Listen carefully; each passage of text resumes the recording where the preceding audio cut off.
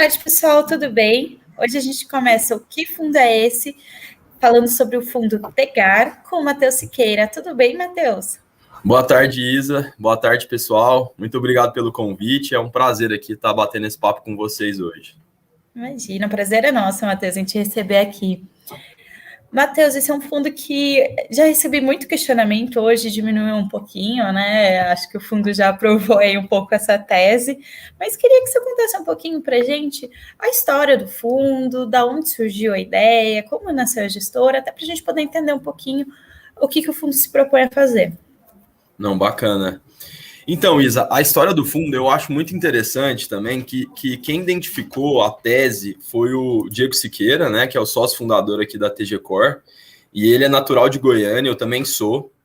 Grande parte do time ainda é, né, a sede da gestora fica em Goiânia, a gente tem um escritório aqui em São Paulo de relacionamento com o mercado apenas, que é onde eu estou agora, e o Diego veio fazer faculdade em São Paulo, né, se formou pela Getúlio Vargas e começou a trabalhar em uma grande gestora que olhava para o segmento imobiliário à época, né?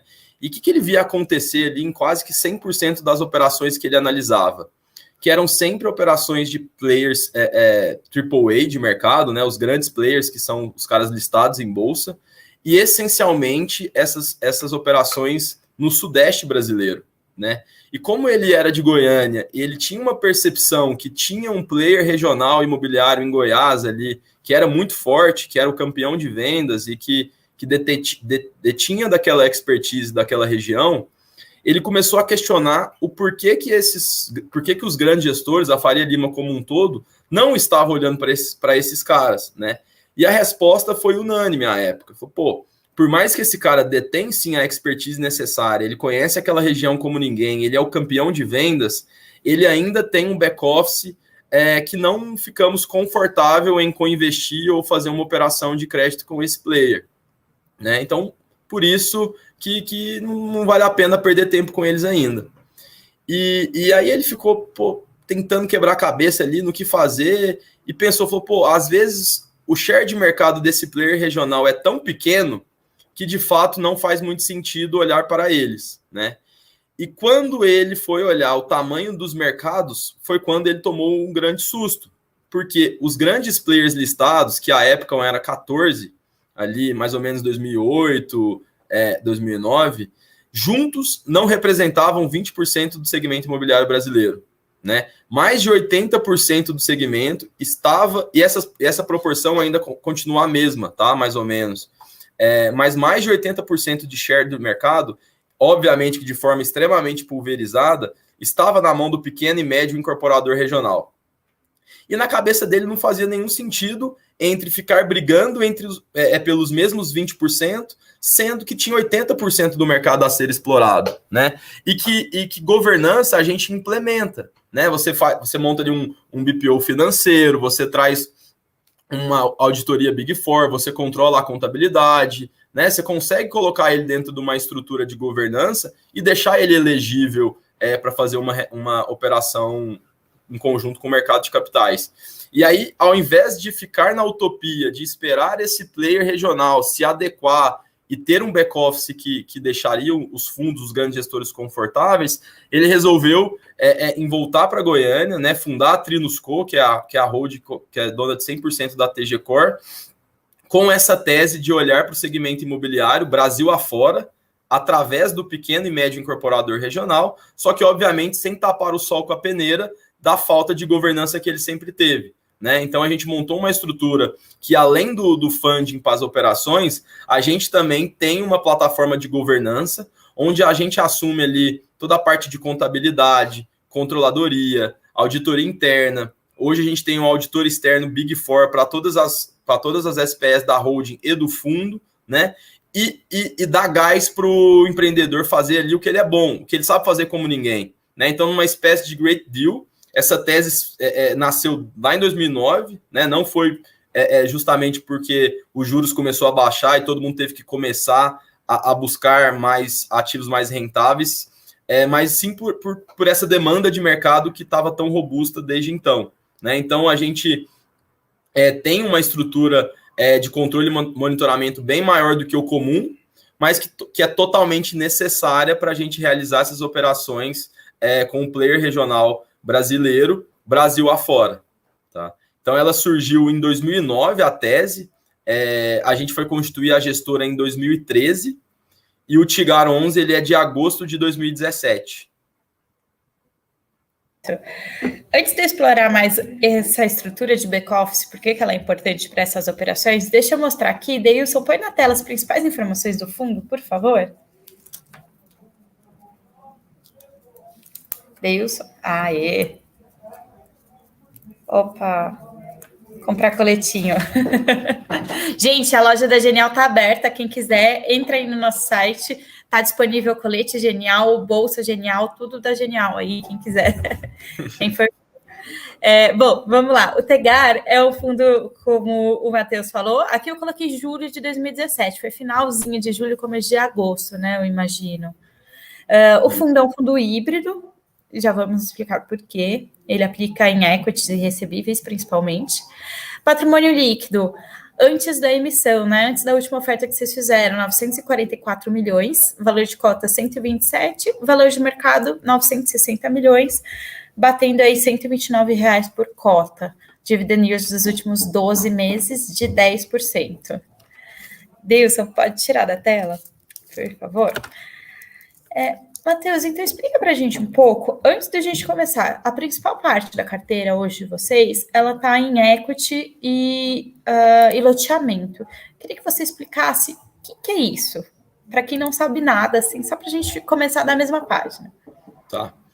Os loteamentos, né, em sua maioria dos que tem na nossa carteira, são loteamentos de expansão urbana, né, quando as cidades estão crescendo, e aquelas fazendas que estão, as chácaras que estão ali perto da cidade, começam a se tornar regiões urbanas, né? E a gente cria ali um novo setor para a cidade, né?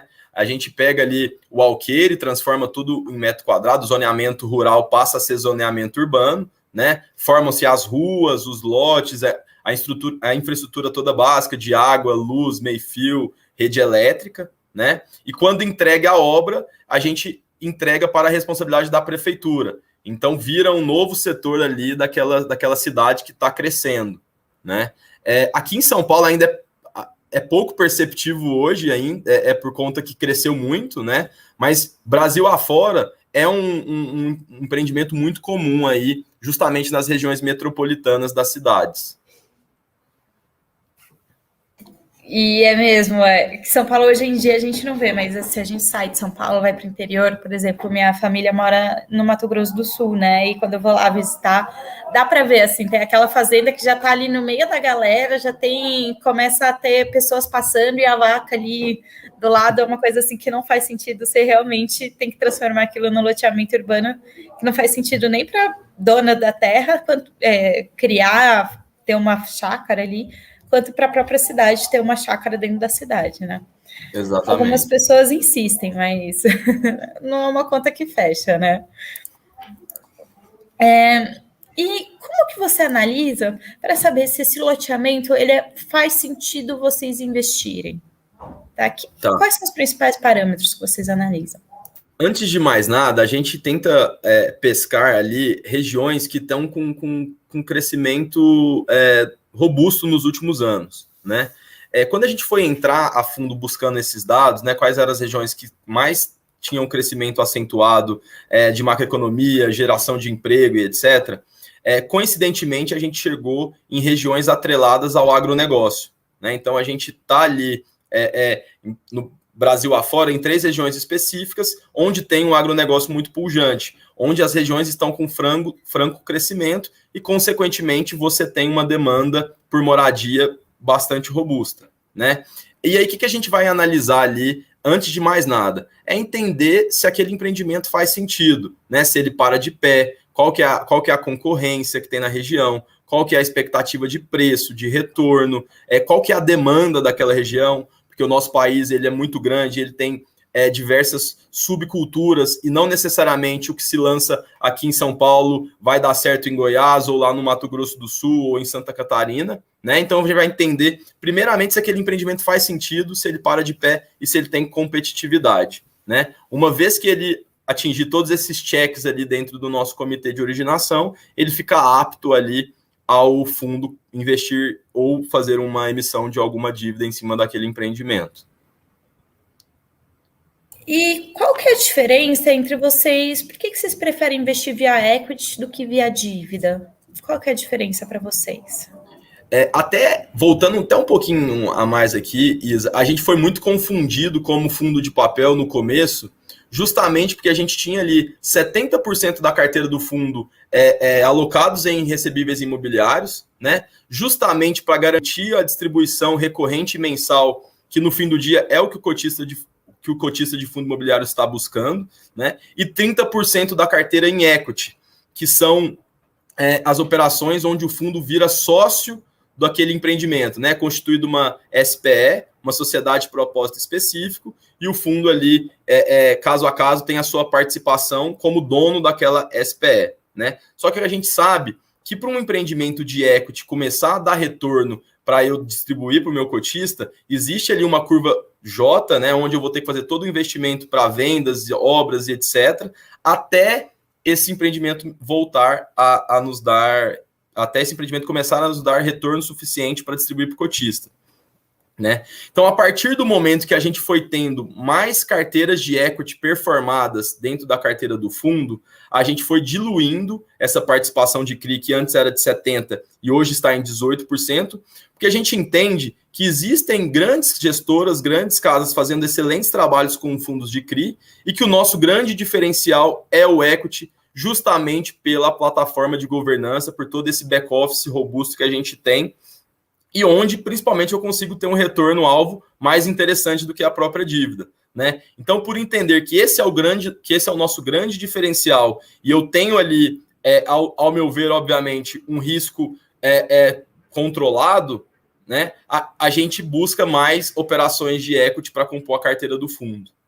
Então, a tendência é que hoje o CRI tem ali 18% de representatividade na carteira, mas a tendência é que esse número vá diminuindo aí cada vez mais ao longo dos anos.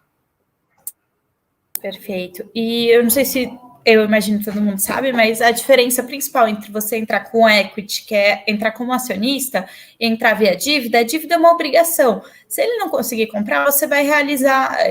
Se o devedor não conseguir pagar, você vai lá, pega uma garantia, executa, vende, tenta fazer o seu dinheiro. Quando você entra via equity, como acionista, você está ali tanto para o ônus quanto para o bônus, tá? Então, que vier mais é lucro, que vier menos é se esforçar ali para tentar fazer o negócio dar certo e o prejuízo não ser tão grande, né? Até nisso, eu já queria entrar um pouco aqui. Como que vocês fazem um acompanhamento de toda essa carteira que vocês têm, que eu nem vou chutar um número aqui, que eu sei que é bem grande, os empreendimentos que vocês têm. E como que vocês fazem esse acompanhamento da carteira e como que o back-office acaba entrando aí junto com isso? Tá. Hoje são 135 empreendimentos em 17 estados e 80 municípios diferentes, né? Até por isso deu-se mais sentido ter uma sede em Goiânia, porque se a gente pensar logisticamente falando, é muito mais simples eu poder ir até todos os empreendimentos por estar no centro do país, né? E não tem muito segredo, Isa, é pé no barro mesmo, barriga no balcão. A gente acompanha ali não só os números dentro da nossa estrutura de back-office, mas também time em loco, acompanhando a evolução de obras, acompanhando os lançamentos dos empreendimentos, né? Justamente para poder controlar ali tudo que está acontecendo, né? E o que a gente faz para ir balizando esse acompanhamento? Quando esse empreendimento passa pelo nosso comitê de originação, a gente coloca ali o que a gente espera de TIR, né, para aquele empreendimento, que a gente vai acompanhando ao longo do tempo, o VGV, né, o resultado esperado em volume de vendas, a evolução de vendas e a evolução de obras, né? Então, eu tenho ali o que eu espero, o que eu previ que ia acontecer lá atrás, né, versus o atualizado. E mês a mês, a gente vai debatendo esses números, né? E aí vamos supor que o empreendimento X lá no interior de Goiás tinha que ter vendido 70% até esse mês e ele está com 60%. Né? A gente, em comum, em trabalho em conjunto com esse player imobiliário regional, que é o grande astro da nossa tese, porque é ele que detém a expertise daquela determinada região, juntos a gente vai entender o que fazer para corrigir esses 10% que faltam para atingir o resultado que a gente espera, né? Então, barriga no balcão e acompanhamento dos números na vírgula, para não esperar que essa bomba lá no final do empreendimento chegue lá faltando 20% de vendas, por exemplo, para eu começar a corrigir. E sim, vou fazendo essas correções ao longo do tempo. Nesse exemplo de vendas, que pode estar defasado, a gente pode fazer uma estrutura de fazer um relançamento ou fazer, por exemplo, uma promoção num final de semana para tentar trazer novos compradores de lote ou de casa ou de prédio, né? Para ir corrigindo aí o que está desbalanceado. Tá? Então a gente acompanha, a gente coloca isso no nosso relatório gerencial, o que está previsto versus o que foi previsto versus o que está atualizado, juntamente com um sinalzinho ali de verde, amarelo e vermelho, que obviamente 135 empreendimentos, não tem como tudo correr como previsto, né? Você tem que ir fazendo pequenos ajustes ali para bater os resultados, mas a gente dá essa transparência para o cotista também entender de onde está vindo, né? O porquê que aquele mês, aquele empreendimento não atingiu as vendas, ou porquê que aquela TIR que a gente esperava de 2%, ela está em 1,5%, por exemplo, justamente para ir acompanhando no detalhe ao longo do tempo e não deixar a bomba estourar lá na frente, né? Então, esses 4 indicadores são os principais que a gente analisa para o equity, né? E sempre dando muita transparência para o cotista, né? Que até no nosso site de RI, a gente disponibiliza o relatório de vendas desses empreendimentos mensais, o que foi venda atualizada, o que está sendo pago, o que está sendo pago em atraso, o que está sendo pago antecipado, qual que é a inadimplência, etc. e tal. Então, a gente brinca que é uma espécie de camisa de força essa estrutura de governança, né? Porque a gente tem ali total controle e total ciência de tudo que está acontecendo dentro daquela SPE. E não tem segredo, é pé no barro mesmo, é ir para campo, é ir para dentro dos empreendimentos, porque só assim que dá para a gente ter um controle da forma que a gente espera. Legal. E vamos supor, até usando aqui o exemplo que era a minha próxima pergunta, né? A gente teve uma alta muito forte do IGPM, alguns dos contratos que vocês têm são ajustados ao IGPM. No momento ainda de pandemia, juntando aqui duas coisas, né? Teve fechamento ali de agências, eu sei que gerou algum atraso no recebimento e vocês conseguem controlar na vírgula, né? Sim. Qualquer atraso. Com a alta do IGPM, vocês viram algum atraso, algum default ou distrato? Isso aumentou? Isso impactou a carteira de vocês? Ou vocês conseguiram remanejar ali, teve uma renegociação do indexador? Como vocês lidaram com essa alta expressiva do IGPM nos últimos meses? Então, como você bem disse, foi uma alta muito expressiva, né? E, por exemplo, para o pagador de lote, que geralmente ali são lotes populares, você ter ali 30% a mais na parcela que ele paga mensal, você pode gerar uma inadimplência que lá na frente pode ser incontrolável, um evento de distrato em massa. Então, caso a caso, a gente foi analisando, mas em suma maioria a gente não repassou, né? Justamente para não criar ali um evento de inadimplência ou distrato em massa. Né? Aí teve troca do indexador, que caso a caso ali, até pela região que está atrelada, foi se ajustando. Mas com certeza a gente entende que foi extremamente alta a curva do IGPM nos últimos meses e que no fim do dia não é muito justo. Né? Então, até para estar mais bem alinhado ali com o comprador de lote final, no caso dos loteamentos, que também é o nosso cliente, a gente fez a troca ali dos indexadores, na maioria dos casos, para não criar um problema lá na frente. Tá, perfeito.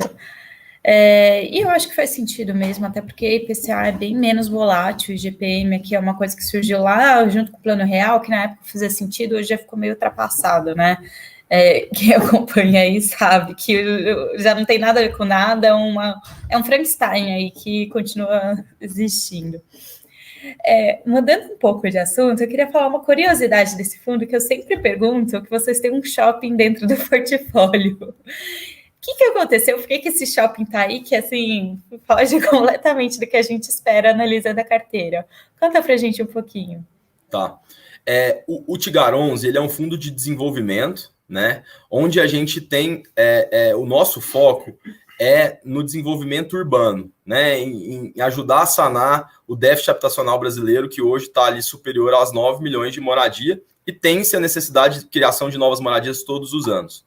No entanto, a gente também entende que o mercado imobiliário é muito grande para você ser super nichado, e que a nossa tese e o nosso mandato é um pouco mais abrangente do que grandes fundos super nichados, que têm teses super vencedoras também, mas a gente entendeu que cabia um fundo com um mandato um pouco maior para olhar diferentes segmentos. Então, a gente tem sim o core do fundo, que é esse desenvolvimento urbano, né, que está ali vai ficar ali entre 80% e 90% da carteira. No entanto, os outros 10% da carteira do fundo, a gente pode surfar grandes oportunidades que surgem dentro da nossa esteira de originação, né? Que é o caso do shopping, que é um shopping popular no entorno de Brasília, onde a gente entrou de sócio ali no desenvolvimento do produto, né? Que obviamente tem as suas particularidades, porque é um nicho completamente diferente do que a gente está acostumado, mas por isso a gente está atrelado ali a um player regional também do segmento, que nos dá esse conforto, né? E a gente está naquele empreendimento em custo de obra, né? Então a gente está esperando passar essa fase de maturação do ativo, que obviamente foi impactada pela pandemia, né? Pela circulação das pessoas, então atrasou um pouco sim.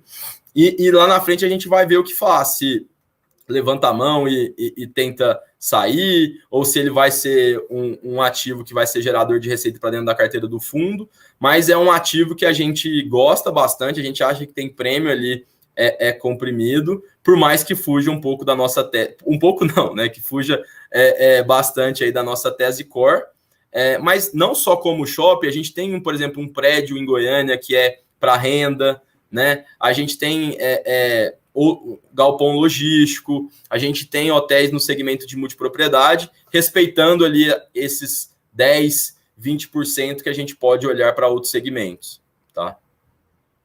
Perfeito, esse shopping eu acho o máximo.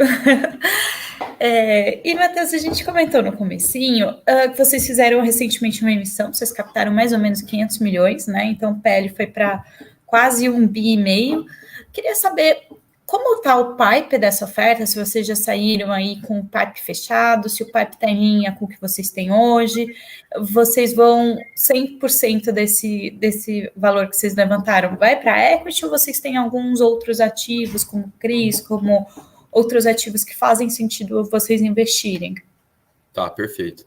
Então, como eu te falei, a gente tem 3 regiões específicas que a gente faz prospecção de ativos de forma ativa, né, onde tem equipe de originação da TG Core em loco prospectando esses ativos, tá? A região número 1 é o Cinturão da Soja, que sai ali do sul do Mato Grosso até o sul do Pará, que é uma região com um agronegócio muito pujante, tá? A região número 2 é o Matopiba, que é Maranhão, Tocantins, Piauí e Bahia, que hoje é considerada a grande fronteira agrícola do nosso país, né, onde tem também o mercado de agronegócio muito forte, né? E a região número 3 é o estado de Goiás como um todo, o Triângulo Mineiro expandido e o interior de São Paulo, que, não coincidentemente, também é muito impulsionado pelo agronegócio, né? Então, dentro dessas regiões específicas, nós temos equipe ativa prospectando novos negócios, tá?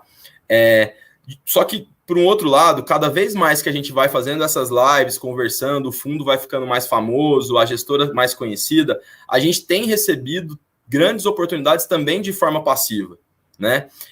E agora, entrando de fato na sua pergunta, a gente realizou, sim, a última emissão, e foi a 10ª e maior emissão do fundo, onde entraram em 503 milhões aproximadamente para a carteira do fundo, e a gente já estava, sim, com o pipe fechado para essa emissão, inclusive com alguma gordura. A gente não gosta de ir para uma emissão com o pipe muito cravado, porque a gente sabe que vai ter diligência, a gente sabe que que as coisas podem acontecer e eu não quero correr o risco de ficar com aquele dinheiro dormindo dentro do caixa do fundo sem ter onde alocar, né? Então, junto a essa prospecção ativa e a passiva que a gente recebe esses ativos, a gente consegue formar aí pipelines robustos, sempre com uma gordura, para poder ir para essas emissões aí de forma mais tranquila, né? Entraram, então, como eu falei, 503 milhões para a carteira do fundo. A gente espera que a gente faça essa alocação em até 6 meses, né? Porque como é um fundo de desenvolvimento, a gente vai fazendo as alocações de acordo com as necessidades de obra, tá? E foram, se eu não me engano, Isa, na vírgula, foram 38 empreendimentos e a maioria, se eu não me engano, 90% deles era equity, mas a gente ainda precisou encarteirar ali alguns papéis justamente para eu conseguir continuar entregando um dividendo consistente para o cotista, tá? Então, pelo tamanho da diferença, esses 18% da carteira de CRI, mesmo entrando novos CRIs, vai diminuir, ficar ali entre 10% e 13% do PL do fundo, mas com a tendência de queda para as próximas e futuras emissões, se houver. Isso. Fundo de desenvolvimento tem uma questão um pouco complicada, né? Porque o cotista entra no fundo imobiliário querendo dividendo, mas o desenvolvimento só vai entregar o dividendo lá na frente, né? E aí você tem toda uma curva ali de alocação de caixa, de recursos, né? Até queria que você explicasse, já que a gente entrou nesse assunto, quando a gente compara o Tegar com outros fundos aí do mercado, a gente vê que vocês normalmente têm um pouco mais de caixa mesmo, mas isso é normal da operação. Então, queria que você explicasse como funciona o desembolso nos fundos de desenvolvimento, né? Você tem um cronograma, como que você pega, de onde vem esse dinheiro? Você precisa fazer uma nova emissão sempre, ou se você não fizer a emissão, você consegue circular ali os recursos, vai amortizando um e você vai alocando no outro? Sim, quando a gente vai fazer uma emissão, a gente a gente sempre tem o dinheiro endereçado para aqueles ativos que estão em pipeline, já calculados para não depender de futuras emissões, que a gente sabe que depende de uma janela de mercado, depende de outros fatores que fogem do nosso controle, né? Então, esse pipeline é formado para que o dinheiro da nova emissão e também o retorno que os ativos já encarteirados estão trazendo consiga suportar e não ficar refém de novas emissões, né? E como você falou, o fundo de desenvolvimento, o nome fala por si só, né? Você está desenvolvendo um empreendimento imobiliário, que no caso do lote, você começa com a aquisição da terra, depois toda a parte de aprovação, depois você começa a abrir as ruas, depois você tem que montar um stand de vendas, fazer toda uma estratégia de vendas, a começar a obra, acelera a obra, e esse desembolso é feito via necessidade de capital em cada SPE, de acordo com a demanda daquele empreendimento, né? E não de uma vez, como, por exemplo, se a gente estivesse comprando um CRI, que você compra ali, você paga e o CRI já está dentro da sua carteira, né? E no equity, não, a gente vai pagando os fornecedores, né, os avanços de obra, de acordo com a necessidade de cada um dos empreendimentos. Por isso que a alocação ela tende a ser até um pouco maior do que de um fundo de papel, por exemplo, que a gente estava comparando agora há pouco.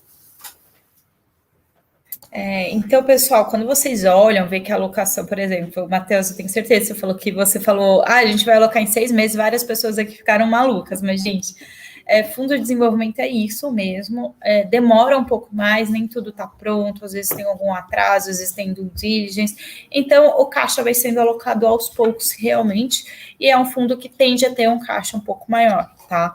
E até, Isabela, complementando aqui, a gente sempre vai manter entre 5% e 10% do PL do fundo em caixa, mesmo se eu terminar todas as alocações aqui da última oferta, esse percentual é mantido em caixa, nos dá um conforto caso surja alguma oportunidade, né, que a gente acha que é muito importante para entrar para dentro do fundo, mas também se eventualmente alguma coisinha ali tiver descalibrada ou sair do nosso controle. A gente sabe que, por exemplo, no ano passado a gente teve alta de alguns insumos fora do comum, né? Então, justamente para nos dar esse conforto, a gente sempre mantém parte desse PL em caixa para ficar mais tranquilo, né? E não tá com ele zerado ali, eu acho que é perigoso.